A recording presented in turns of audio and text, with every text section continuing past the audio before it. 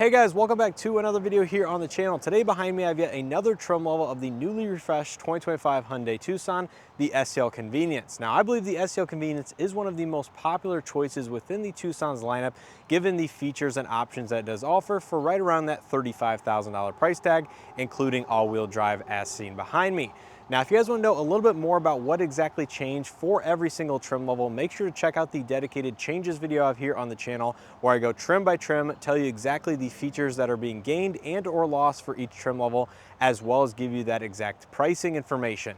Now, I also have other videos already posted here on the channel of an SEL and SEL Convenience side-by-side comparison, as well as, limited walk-around tours, etc. So make sure you guys check out that other content after this video if you guys want to know a little bit more about the 2025 Tucson or different trim levels that are currently available. And when it comes to pricing, it did go up a few $100s over that of an equivalent 2024 SEL Convenience. So the convenient package, as seen behind me with all-wheel drive, now starts at $35,560, including destination.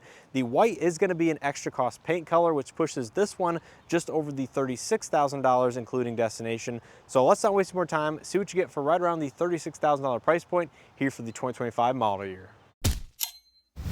So the Tucson in front of us is finished in the creamy white pearl exterior with the black H-Tex leatherette on the inside. Now Hyundai does give you the option of a gray interior on every single exterior color available. So that is a nice option if you don't want the normal kind of mundane black interior. Gray is going to be available as well.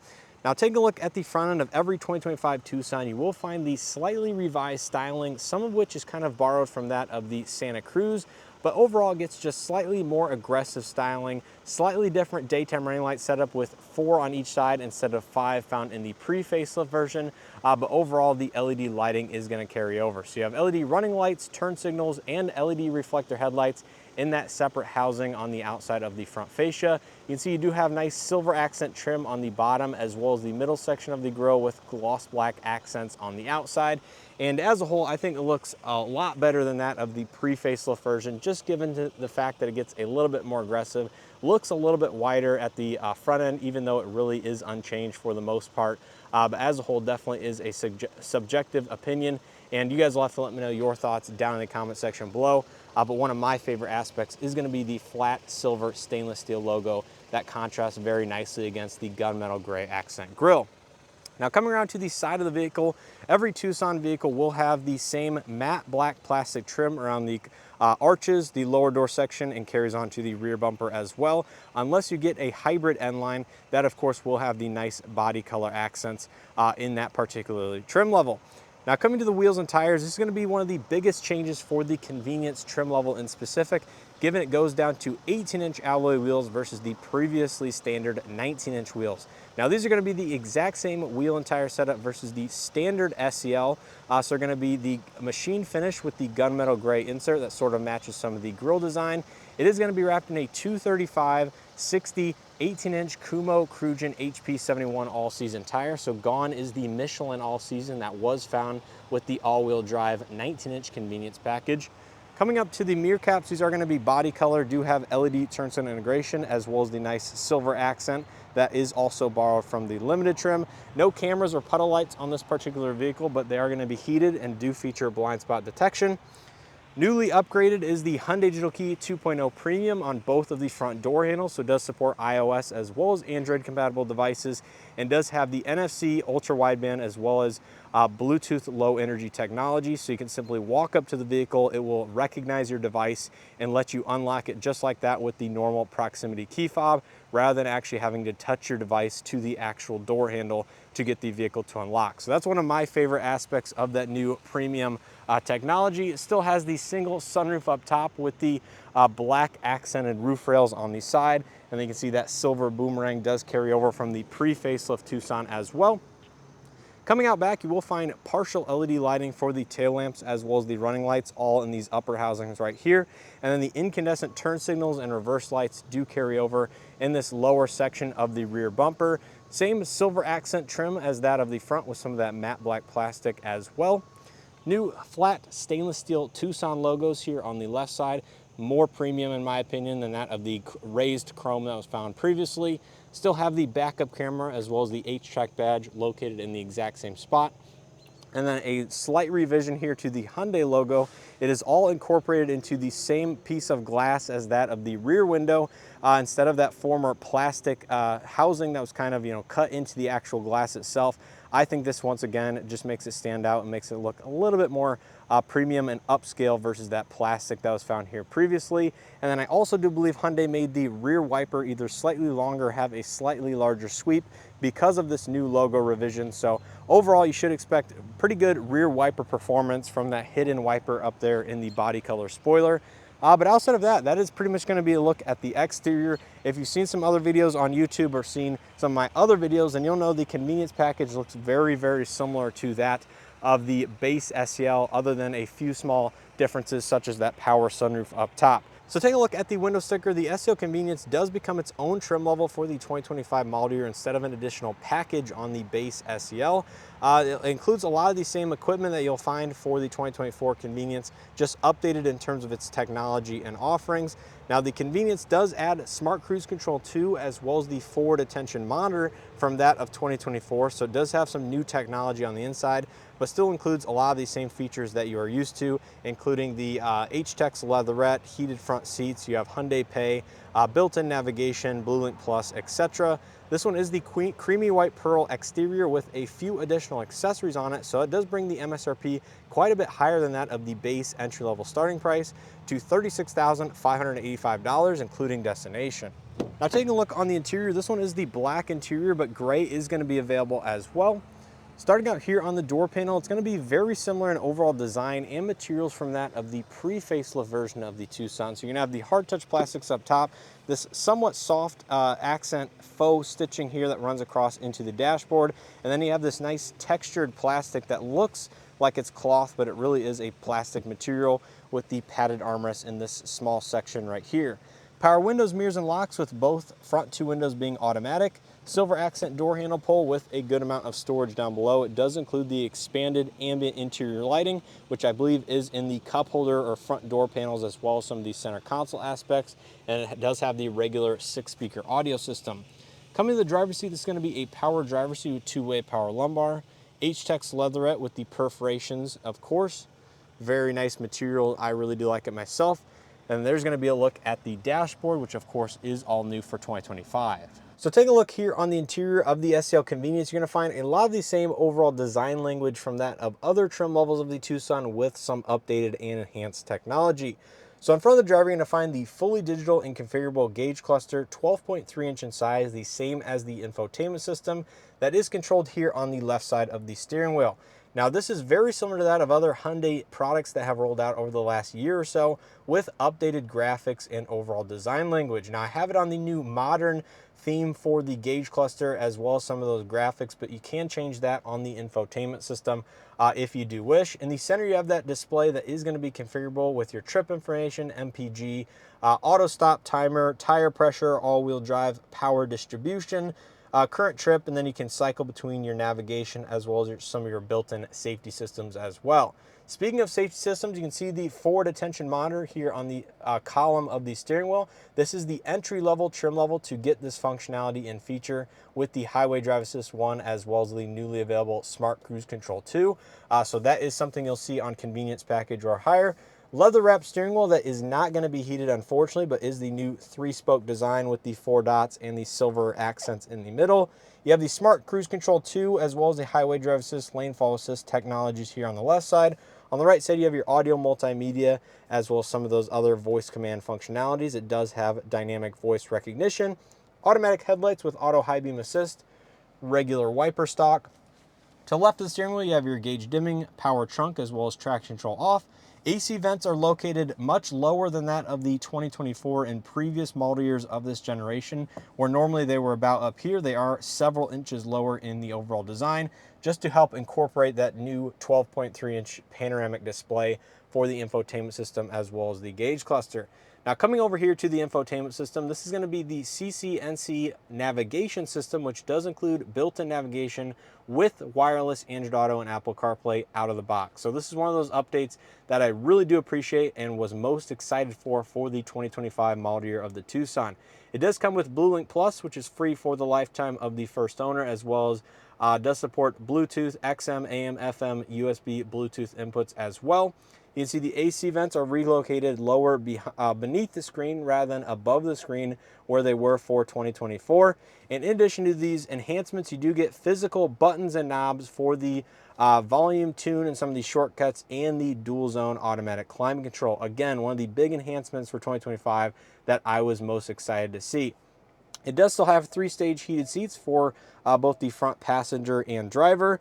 There's your climate control knobs for the temperature, and then you do have USB-C data and charge ports down below with your wireless charging pad and Hyundai digital keypad located in the same overall spot. Now, one of the aspects you might be wondering at this point is the center console. Now, Hyundai has been advertising the limited trim level of this vehicle with the new floating center console design, which I do already have a video here on the channel going over the limited in detail. But the console design for the rest of the vehicles without the shift-by-wire system, which essentially moves it here to the column instead of right here in the center console, is going to be mostly a carryover for 2024. So if you're looking for that, you either have to get a limited trim or a hybrid to get the newly revised center console layout. Still have 2 decent sized cup holders over there with your all-wheel drive center differential lock, drive mode select, engine stop start on off, backup camera, electronic parking brake, auto hold, as well as hill descent control. Now, because Hyundai has relocated the heated seat and other switchgear from this area into that newly touchscreen display, this means this is no longer used in any trim level of the Tucson that I am aware of. So this is kind of just going to be a blank gloss black section, probably a pick up fingerprints and or scratches over time, which is a little bit unfortunate, but Hyundai did choose to leave this unchanged for the most part in most trim levels. Do have a soft touch padded armrest, good amount of storage inside. Up top, you do have the lighter gray accent headliner, LED vanity illumination with your mirror, auto dimming interior rearview mirror, overhead LED lighting for all of the map lights and dome lights, Blue Link SOS, passenger airbag sensor alert, as well as your single power sunroof as part of that convenience trim level. So overall, that is going to be a look at the front seat. As you can see, several big changes, including the dashboard and some of the technology, but let's go ahead and take a look out back. Now take a look at the second row. Some of the materials will fall through from the front, but others will not. Starting out here on the door panel, it's going to be entirely hard touch plastics, including the upper portion as well as this armrest right here. Do have a spot for a single bottle storage. And the seats do recline via these levers on the left and right hand side and are finished in the same H-Tex leatherette material. Step in height is very easy given the large door opening and ride height of the vehicle. There's a look at the revised dashboard. And then coming out back, you do get rear AC vents as well as USB-C charging ports. One map pocket on the passenger side, none on the driver's side, but you do have the center armrest with the 2 integrated cup holders. Seats fold down 60-40 split, of course. Do have that nice looking LED dome light up here as part of the convenience package. And then overall room behind my rough driving position is going to be very plentiful with 4 or 5 inches of legroom, plenty of footroom down below, and headroom is not going to be an issue in the Tucson either, with several inches to spare. Now, one other item I did want to mention back here is you do get rid of the ultrasonic rear occupant alert for the refreshed 25 Tucson, but it still does have the advanced type radar based rear occupant alert as part of the SEL Convenience package or higher. Now, I'm not exactly sure where that is located on the interior cabin. If that is part of the steering wheel sensor up there, if it's still located in the headliner, it's just no longer visible, or if it's located somewhere else, but it still does have rear occupant alert, just a slightly different enhanced version of it. Now take a look at the cargo area. It does have the smart power tailgate as the SEL and higher does have. And behind the second row seats, really it's going to be unchanged from that of 2024 or previous model years with your fold down releases here on the left and right hand side. 12-volt outlet. Does have a nice new LED cargo area light to match the interior dome lights, which is a fantastic upgrade. Small one, but nice to see. And then beneath the floor, you do have the temporary spare tire as well as roadside toolkit with additional storage space. So overall, this is going to be the most unchanged area of the 2025 Tucson, but still remains very competitive in the compact SUV class. And then finally coming up here to the passenger front seat, all the materials are going to be the same as the driver's side. It does have a 4-way manual seat, so no height adjustment, unfortunately. But there's going to be a better look at the revised dashboard with the newly integrated shelf, which is actually fairly large. You can see my full hand almost sits in this area with a textured plastic bottom. And the glove box does not have LED illumination. That is actually something that this particular trim level did lose versus that of 2024, where it was found on the SEL and higher, but still does offer a good amount of overall space and volume inside.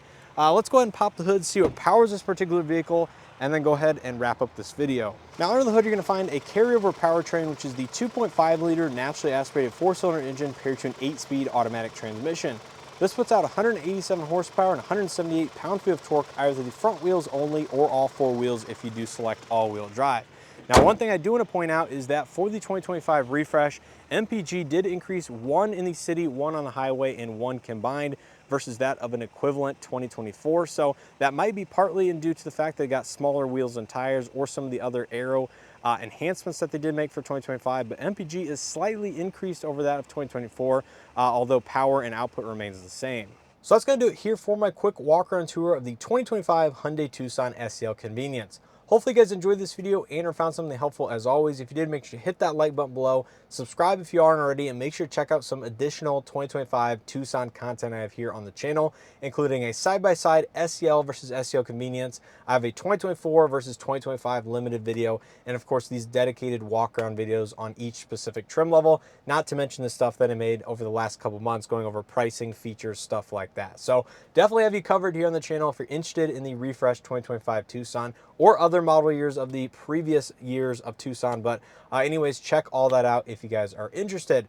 Now anyways, my final thoughts on the SEL Convenience are, well, I think it is a slight downgrade on the exterior appearance front, given it lost the 19-inch alloy wheels. I think that was a standout feature of the Convenience package. Made it look very similar to that of a Limited, but that's might be why Hyundai wanted to kind of differentiate the Limited from the Convenience, given that they did look overall fairly similar.